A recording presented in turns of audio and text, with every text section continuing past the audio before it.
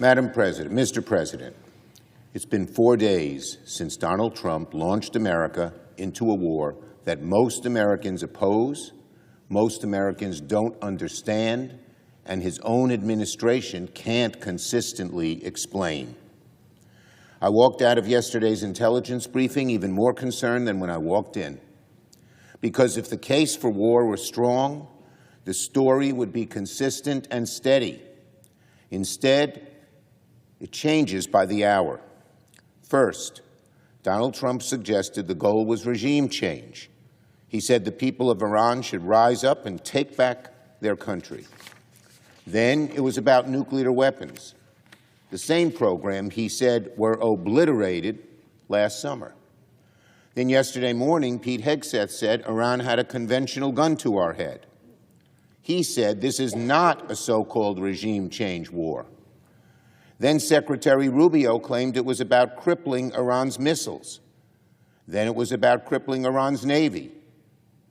Then Rubio said it was about what Israel would do and the Iranian response. We heard that this attack was defensive in nature. Then Rubio says it was preemptive. Which one is it, Donald Trump? Regime change, nuclear weapons, missiles, an imminent threat to the homeland, or a preemptive strike to stop future attacks on the region? When the rationale for war keeps shifting, the strategy is missing. And that's because there is no strategy. And when the strategy is missing, the risk grows. 6 American service members are dead. The conflict is widening. The State Department is telling Americans to leave the region. Oil prices have already jumped 7% in just a few days. History teaches us a simple lesson. Wars without a clear objective do not stay small. They get bigger, they get bloodier, they get longer, they get more expensive. This is not a defensive war. This is not a necessary war. This is a war of choice. The American people do not want another endless war of choice in the Middle East. They do not want to see our troops fight and die in a pointless war. Parents don't want to worry about whether or not their kids will be sent abroad to fight in a conflict Americans didn't ask for. The American people want leadership that is focused on lowering costs here at home. Because while this administration debates which justification to use for the war, American families are debating which bill to pay. Gas prices are rising again, electric bills are through the roof, groceries are still too high, housing costs are crushing middle-class families, health insurance premiums are rising. The president should be focused on lowering costs.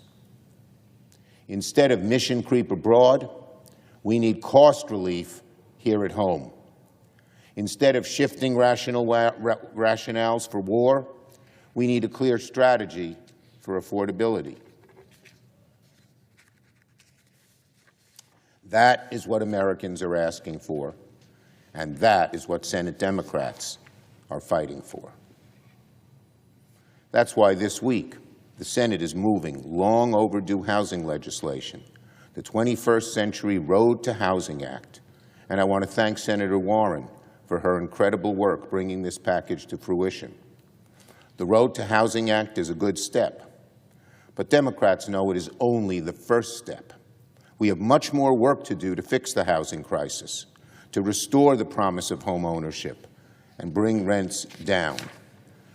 Democrats will continue to develop and push additional housing policies that build on the good work of this bill, including the ideas we laid out in our housing rollout and in our report on the housing crisis in January. But Democrats are not stopping at housing. Later this week, I'll join my colleagues to roll out our food prices legislation. Our bill will go straight to one of the core problems of the food industry: too much consolidation in America's food system, especially in meat and agriculture, where a handful of dominant players squeeze farmers on the one end and squeeze consumers on the other. Donald Trump acts like affordability is some kind of hoax. But Democrats understand it's the #1 thing people think about when they're paying the rent, filling up their tank, and especially when pushing a cart down the grocery aisle. We will keep fighting on this issue because Americans want us to bring their costs down. I yield the floor. Note the absence of quorum.